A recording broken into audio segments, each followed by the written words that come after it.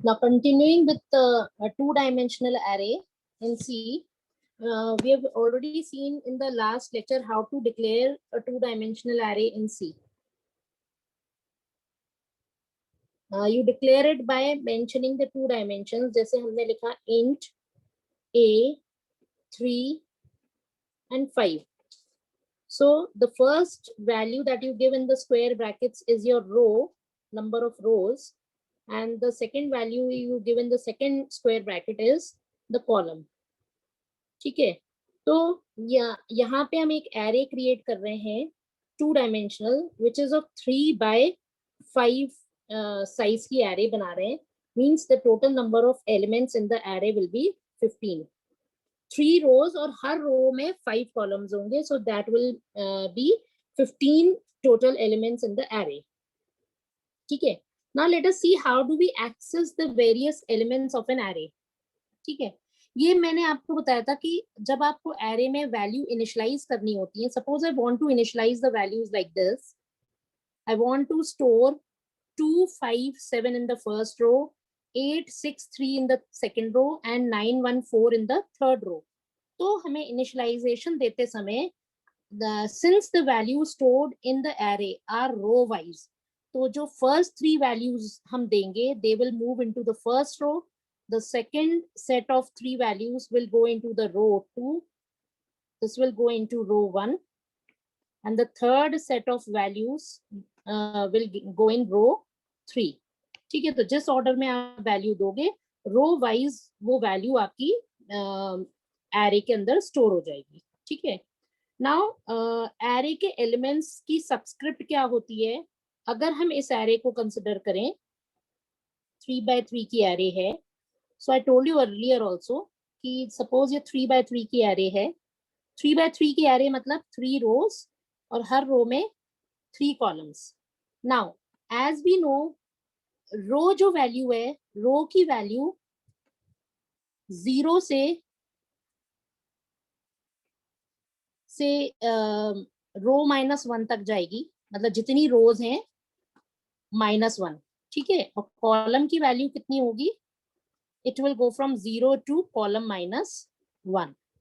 ठीक है, तो अगर हम कहें 3 by 3 की अगर हमारी एरे है तो rows will be 0 to 2 and columns will be 0 to 2. ठीक है, तो ये रो नंबर 0 होगा, ये रो नंबर 1 होगा, ये रो नंबर 2 होगा, इनकी सबस्क्रिप्ट वैल्यू होगी. Similarly column 0, 1 and 2. So this is, अगर ये एरे है हमारी A, तो ये होगा A 0 0. This will be A. हमेशा हम रो नंबर पहले लिखते हैं फिर कॉलम नंबर लिखते हैं. ठीक है, सो this will be A of 0 1. This will be A of 0 2. This will be A of 1 0. 1 is the row number and 0 is the column number. ठीक है, A 1 1 यानी रो नंबर भी 1 है और कॉलम नंबर भी 1 है, और A 1 2. ठीक है, सिमिलरली थर्ड रो के जो सबस्क्रिप्ट वैल्यूज होंगी 2 0, देन 2 1 एंड 2 2. ठीक है, तो ये आपके 9 एलिमेंट्स ऑफ द एरे की सबस्क्रिप्ट वैल्यूज ये होंगी. सो अगर मेरे को सपोज 6th एलिमेंट, ये वाला एलिमेंट एक्सेस करना है, I want to access this 6, तो इसके लिए हमें जो एड्रेस मतलब एलिमेंट देना पड़ेगा, that will be, I have to write, suppose I want to print 6, so I have to write printf %d A of 1 1. ना 1 1 का मतलब है इसमें रो नंबर में भी 1 ऐड कर दोगे, कॉलम नंबर में भी 1 ऐड कर दोगे, तो सेकंड रो का second column, so that is the 6 value. ठीक है, इस तरह से आप वैल्यूज को स्टोर करते हो एंड रेफर करते हो इन अ 2 dimensional array. Now things that one should consider while initializing a two-dimensional array. जैसा कि मैंने बताया था कि अगर आप इस तरह से लेते हो ए बी सी एक एरे ली 2x2 की और वैल्यूज दी आपने 1 2 3 4, so they will be stored as 1 2 3 4 because values are stored row wise. तो आपकी वैल्यू ऐसे स्टोर होंगी. फर्स्ट रो में वैल्यू होंगी 1 and 2 एंड सेकेंड रो में वैल्यू होगी 3 and 4. Now this is an invalid declaration because row number हमने यहाँ पे नहीं मेंशन किया है. ठीक है, यहाँ पे आपका रो नंबर नहीं दिया हुआ है. Now how to input data into a two-dimensional array. मतलब you can say reading values, reading input in a two-dimensional array. अब जब दो डायमेंशनल एरे होगा तो we have to use nesting of loop, क्योंकि से अगर थ्री रोज बाय 3 कॉलम्स की आपकी एरे है, इसका मतलब है कि 3 रोज हैं, तो you have to run a loop, an outer loop, row times, outer loop चलेगा रो टाइम्स, फॉर लूप एक चलेगा outer loop which will run row times, और उसके अंदर एक लूप चलेगा फॉर का कॉलम टाइम्स.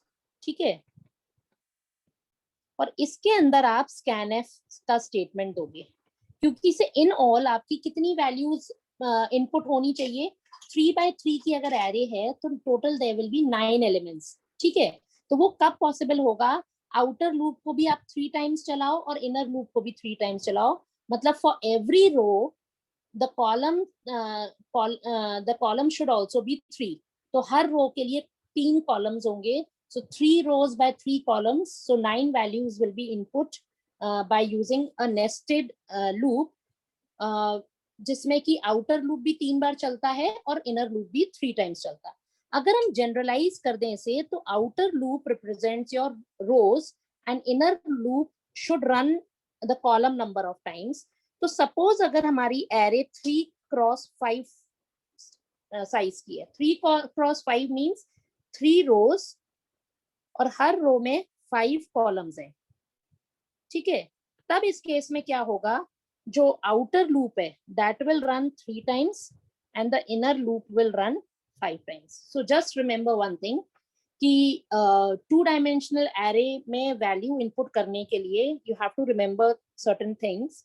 सबसे पहली बात, to input values in 2D array nesting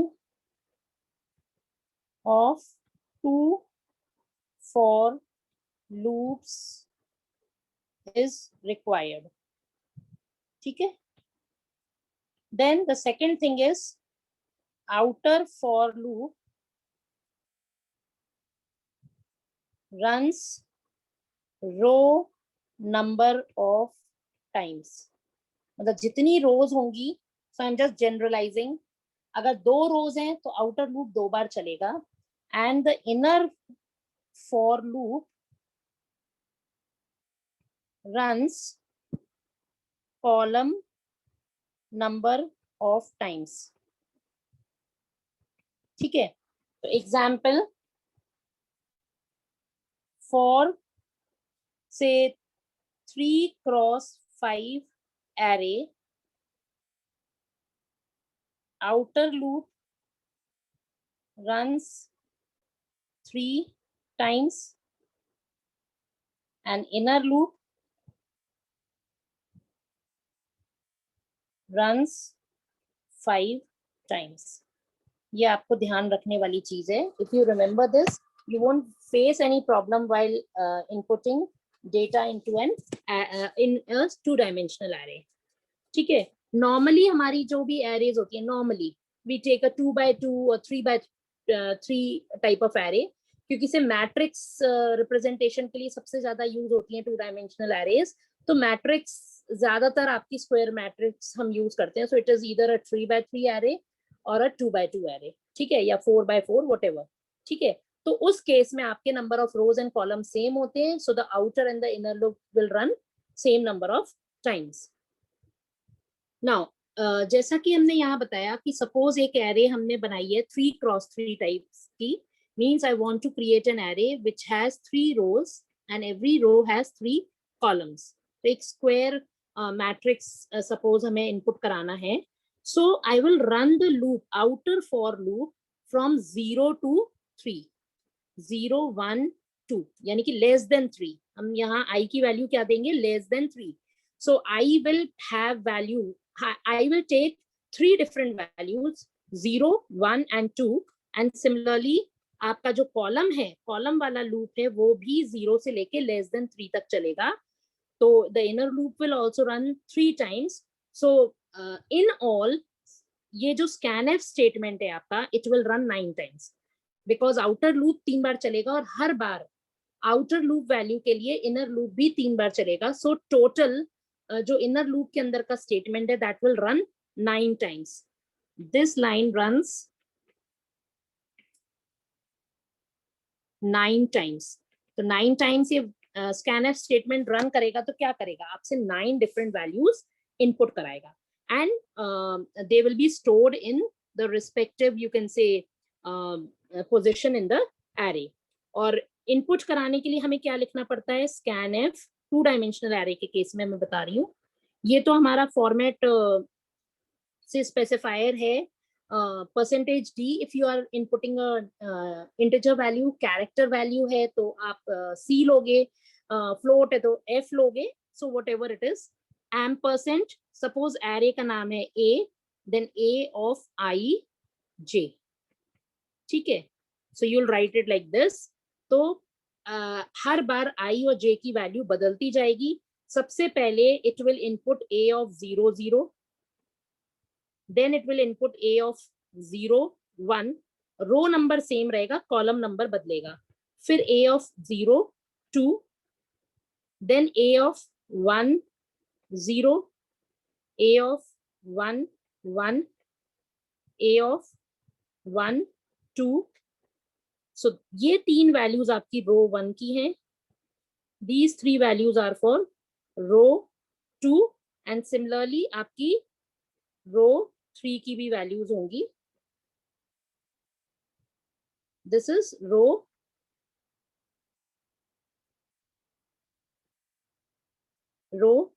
3. So this is how the loop will run 9 times and it will enter the 9 elements of the array and they will be stored in their respective positions. अब अगर हमें यही value print करानी है, reading out मतलब displaying the values in an array, तो क्या करना पड़ेगा हमें, scanf की जगह I have to just use printf. That's it. Loop वही चलेगा, outer loop will run row number of times, the inner loop will run column number of times, and this statement is going to run say 9 times in this example. और ये क्या करेगा, 9 values print करा देगा एक के बाद एक. ठीक है, न्यू लाइन कैरेक्टर दिया है तो the values will be printed on separate lines. अब अगर हमें वैल्यूज को से एक मैट्रिक्स फॉर्मेट में प्रिंट करना है, because see 9 values printing in separate rows, they will not give a square matrix kind say display. तो उसके लिए हमें थोड़ा सा कुछ करना पड़ेगा. So we'll see that in the coming examples. So this is how to read data into an array and how to print data from an array. ठीक है, in a 2-dimensional array or a 2-dimensional array. ठीक है. Now a very simple example based on 2-dimensional array.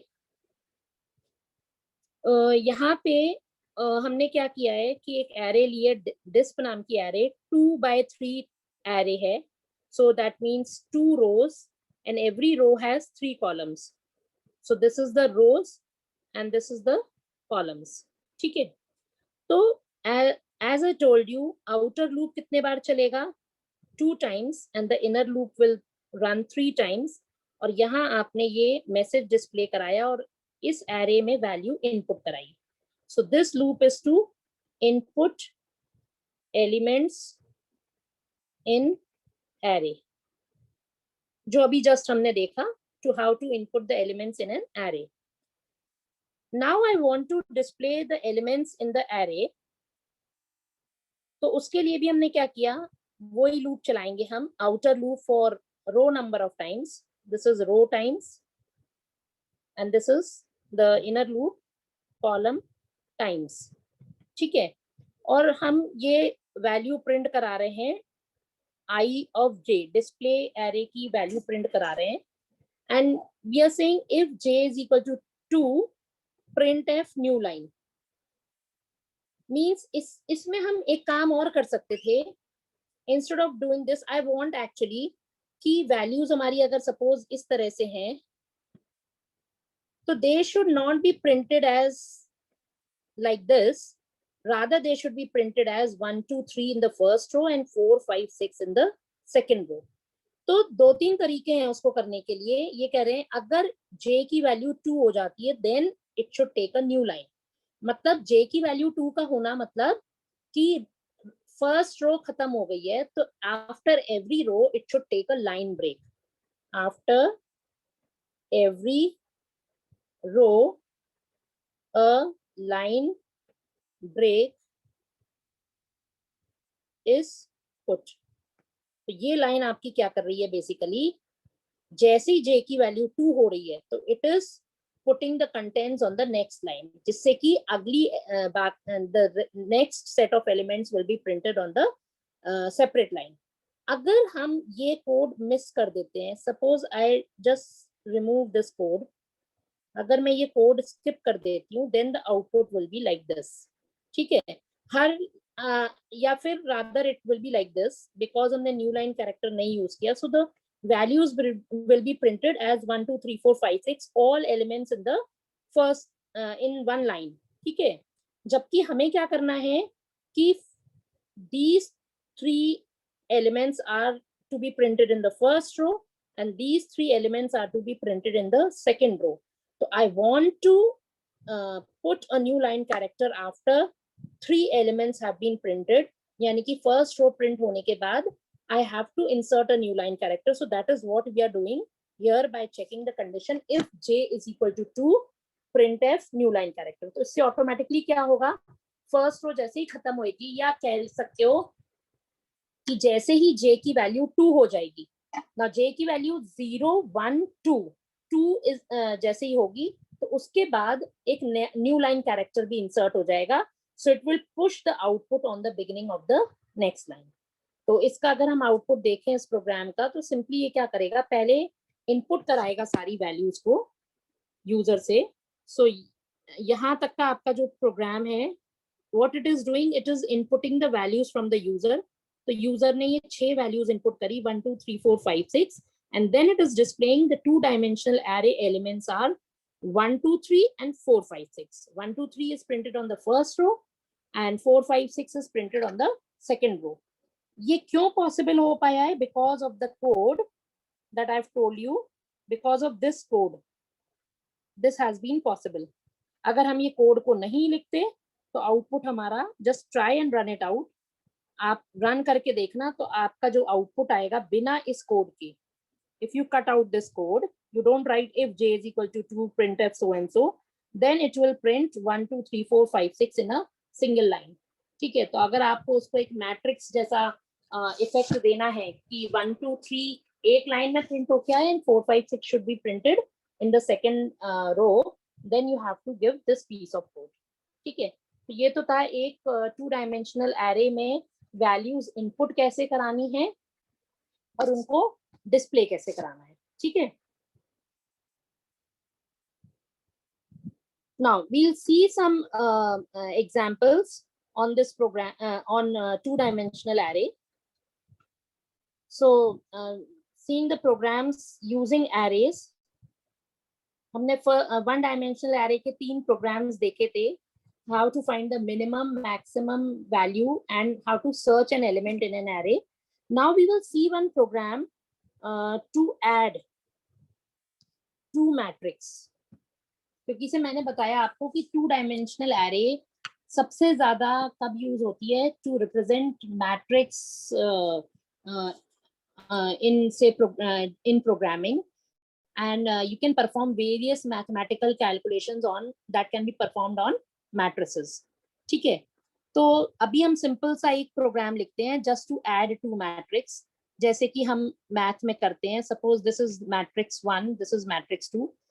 Suppose values हम कुछ example ले लेते हैं, 1 2 3 4 हैं, एंड दीज आर से 5 6 7 8. ठीक है, अब इनको हमें प्लस करना है ये दो मैट्रिक्स को, तो the answer should be something like 1 and 5 should be 6, 2 and 6 will be 8, 3 and 7 will be 10, and 4 and 8 will be 12. So this should be the answer. ठीक है, तो इसके लिए हम एक प्रोग्राम लिखते हैं. तो ये तो मैंने काउंटर लूप काउंटर वेरिएबल्स को डिक्लेयर कर दिया, आई एन जे. ठीक है, आई एन जे को हम फॉर लूप के अंदर यूज करते हैं एज काउंटर वेरिएबल्स, तो उनको हमने डिक्लेयर कर दिया इंटीजर टाइप. ये 3 एरेज हमने डिक्लेयर करी हैं 2 by 2 टाइप की. एरे ए में फर्स्ट मैट्रिक्स हमारी इनपुट होगी, एरे बी में सेकंड मैट्रिक्स इनपुट होगी, एंड सी में ए और बी का सम कैलकुलेट होगा, and then we will print the output. So we require 3 matrix. This is say A matrix, this is B matrix, and this is C matrix, जिसमें result आएगा आपका, that is your C matrix. ठीक है, तो इन तीनों matrix को हमने अभी फिलहाल डिक्लेयर कर दिया. नाउ सबसे पहले हम क्या करेंगे, फर्स्ट मैट्रिक्स में वैल्यू इनपुट कराएंगे. मींस ये जो वैल्यूज हमने लिखी है 1 2 3 4, ये वैल्यूज हमें यूजर से इनपुट कराना है. आप चाहो तो इन्हें इनिशियलाइज भी करा सकते हो. We have already seen how to initialize elements in an array, in a 2-dimensional array. But to make your program more flexible, मतलब see initialization से क्या होता है कि आपका program fix set of values पे रन करेगा. मतलब जब भी आप प्रोग्राम को रन करोगे, every time it is going to take the same value. ठीक है, जबकि अगर आप से स्कैनएफ के थ्रू इनपुट कराते हो वैल्यूज, तो उस प्रोग्राम की खासियत क्या है कि every time you can run the program on new set of values. तो आपकी कोशिश हमेशा ऐसी होनी चाहिए कि प्रोग्राम जब भी आप लिखो, तो instead of fixing the values of variables या fixing the values in an array, you should make your program such that it should ask the values from the user, जिससे कि हर बार आप प्रोग्राम को नए सेट ऑफ वैल्यूज पे run करके देख सकते हो, and your program will be more you can say useful. अगर आप सेम सेट ऑफ वैल्यूज पे प्रोग्राम को रन करोगे, तो बार बार उसको रन करने का कोई फायदा नहीं है. It's going to give you the same result every time. ठीक है, तो ये सबसे पहले ये जो पार्ट है प्रोग्राम का, this will input the elements in the first matrix. तो जैसा कि मैंने बताया था, आउटर रो चलेगा, आउटर लूप चलेगा row times. So there are 2 rows and 2 columns. तो दोनों लूप्स हमारे 2 बार चलेंगे, एंड आप ए एरे में इनपुट करा रहे हो value. Similarly this piece of code will input elements in second array. ठीक है, this will input elements in first array. Now what we are doing is we have to find the sum and print भी करना है sum को. ठीक है, तो इसके लिए हमने क्या किया, अगेन 2 बार लूप चलेगा. Outer loop will run row number of times, inner loop will run column number of times. और हमने सिंपली क्या लिखा, a of ij is equal, c of ij is equal to a of ij plus b of ij. Now matrix addition में क्या होता है कि same row column वाले एलिमेंट्स ऐड होते हैं. ठीक है ना, यानी कि first row first column of first matrix will add to first row first column of second matrix and so on. ठीक है, रिस्पेक्टिव एलिमेंट्स ऐड होते हैं. तो हमने लिख दिया c of ij is equal to a of ij plus b of ij. ठीक है, और साथ में उस वैल्यू को प्रिंट भी करा दिया वहीं के वहीं, because I want the output also. And I am using the I am making use of tab की के बारे में हम पढ़ चुके हैं. Backslash T is used for tab. तो ये क्या करेगा, जो भी वैल्यूज प्रिंट करेगा, सपोज 1 2, तो यहाँ पे टैब स्पेसिंग छोड़ेगा, इट विल लीव 8 स्पेसेस, तो उससे आउटपुट आपका थोड़ा सा फॉर्मेटेड अच्छा सा दिखेगा, ठीक है. So that is the purpose. और हर रो को प्रिंट करने के बाद आपको क्या करना है, हर रो को प्रिंट करने के बाद you have to put a new line also, ठीक है. तो ये तो है आपका the inner loop is running for column number of times. इस लूप के बाहर आपने क्या किया, न्यू लाइन कैरेक्टर डाल दिया. So this will take you to a new line. इससे क्या होगा, every row will be printed on a new line. ठीक है. तो एक लाइन में आउटपुट ना आकर के मैट्रिक्स फॉर्मेट में output will be displayed on separate rows, ठीक है. Now let us see the output. First elements, हमने फर्स्ट एरे के एलिमेंट्स इनपुट कराए 1 2 and let us see further 3 4. सो पहली मैट्रिक्स है हमारी 1 2 3 4. सेकेंड मैट्रिक्स है, दिस इज योर A22 वाली एरे है, उसमें वैल्यूज ये हैं. B22 में आपकी वैल्यूज क्या क्या हैं, 2 3 4 5, ठीक है. तो जब हम इनका सम करेंगे, प्लस करेंगे, तो जो C एरे में वैल्यूज आनी चाहिए वो होंगी हमारी 1 1 + 2 = 3, यहाँ हो जाएगा 5, ये हो जाएगा 7 एंड दिस विल बी 9, ठीक है. तो यहाँ पे आप देखो, sum of entered matrices is 3 5 and 7 9. 3 5 is printed in the first row and 7 9 is printed in the second row, ठीक है. Now this was how to add two matrices. Now on the similar pattern we can write a program to subtract two matrices also. Subtraction के लिए हमें क्या करना पड़ेगा, बस एक छोटा सा, ये तो दो लूप्स आपके क्या कर रहे हैं, these are meant for inputting elements in A array, inputting elements in B array, ठीक है. और डिफरेंस निकालने के लिए हमने क्या किया, बस यहाँ पे C of ij is equal to A of ij minus B of ij. Plus करने की जगह हम फर्स्ट मैट्रिक्स के एलिमेंट से सेकेंड वाले मैट्रिक्स के एलिमेंट माइनस कर देंगे एंड प्रिंट बिल्कुल वैसे ही करेंगे जैसे हमने पिछले बार किया था. So if you see the output here, it is suppose ये है आपका 5 6 7 8, this is A matrix and B matrix है आपका 2 1 3 1, ठीक है. और इनको हमें सब्ट्रैक्ट करना है. सब्ट्रैक्ट करने के बाद रिजल्ट क्या आएगा, 5 में से 2 जाएगा तो 3, 6 में से 1 जाएगा तो 5, 7 में से 3 जाएगा तो 4 एंड 8 में से 1 जाएगा तो 7. So you'll get the difference of the two matrices entered as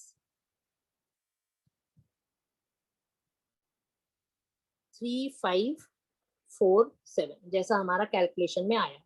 So this is how to subtract two matrices, ठीक है. तो हमने दो प्रोग्राम्स देखे using two dimensional matrices, two dimensional arrays. एक तो हमने देखा how to input and display the matrix, फिर एक हमने देखा दो मैट्रिक्स इनपुट कराना, उनको ऐड करके उनका सम डिस्प्ले करना, एंड देन दो मैट्रिक्स इनपुट करा के उनको आपस में सब्ट्रैक्ट करके उनका रिजल्ट प्रिंट कराना. So these were the examples based on two-dimensional say arrays. So this was regarding arrays in C.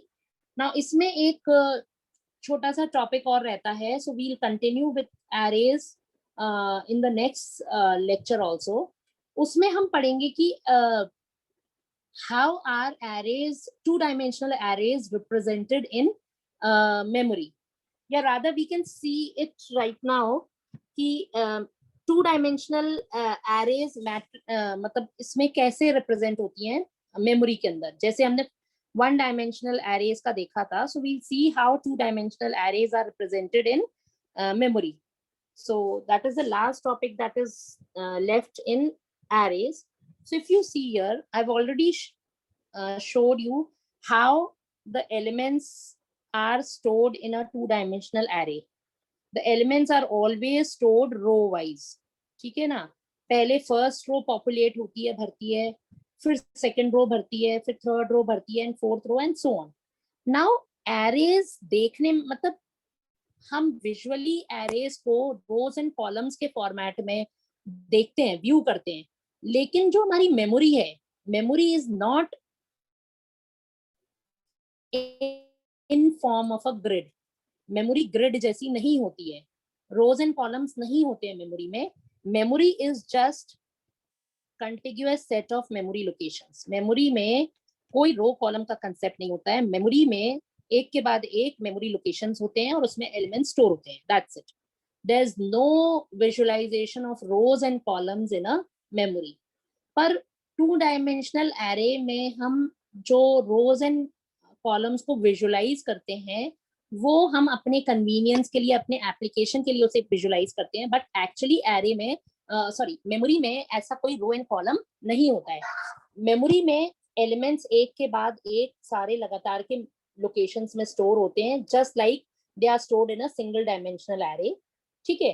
तो how are the elements of a two dimensional array stored in memory? That is important to learn. However, we will learn this in detail in the coming say semester. Third semester में हम arrays पे बहुत detail में पढ़ेंगे. There is a complete chapter on arrays.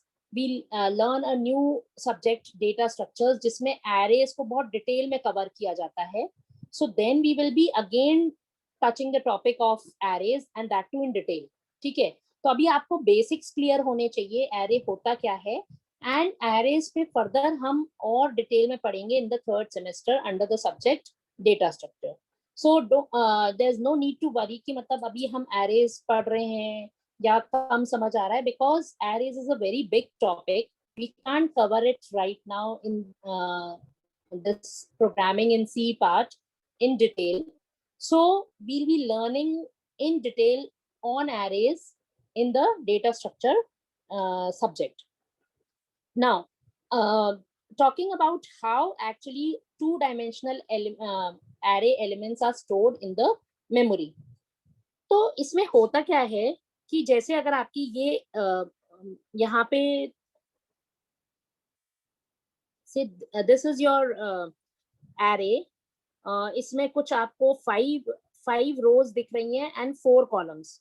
So this array is actually 5 cross 4 type. ठीक है. और ये एरे आपकी say it's declared of integer type या फ्लोट टाइप. तो suppose 4 bytes are allotted to every element.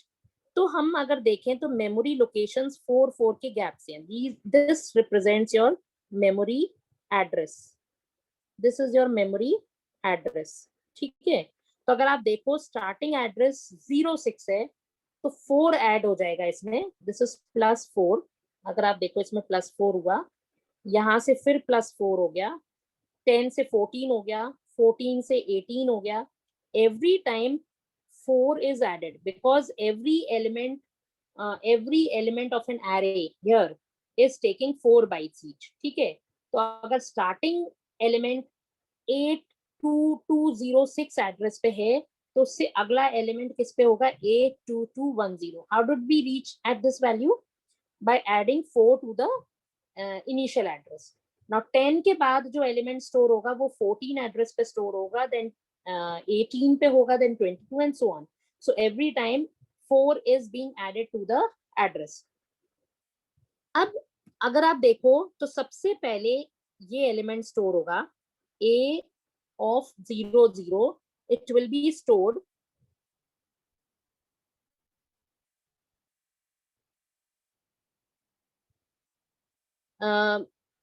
Then ये होगा आपका. फिर थर्ड नंबर पे ये होगा. Suppose the array is starting at, इससे भी पहले the array is starting at ABC00 will be stored at 82202. ठीक है. पहला एलिमेंट आपका ये होगा. it will be stored at 82202. So this element A will be stored at 82206. Then this element will be stored at 82210.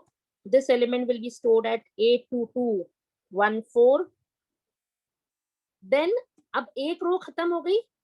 अब ABC of 10 will be stored at 82218. ठीक है, लगातार के मेमोरी लोकेशंस में स्टोर होते जाएंगे. फिर अगली वैल्यू कहाँ स्टोर होगी? 82222 एंड सो ऑन. 4 के गैप्स के साथ आपके एलिमेंट स्टोर होते जाएंगे. Now why we are leaving 4 memory locations? 4 memory locations because every integer requires 4 bytes of memory. We are talking about a 32-bit or 64-bit operating system. DOS based अगर आप C में काम करते हो then only 2 bytes are allotted to an integer. ठीक है, but maximum systems पे Unix में and say 32 and 64-bit OS में integers are allocated 4 bytes of memory. So don't say always 2 bytes or 4 bytes. It can vary from operating system to operating system, from your कौन सा hardware आप use कर रहे हो, कौन सा processor use कर रहे हो.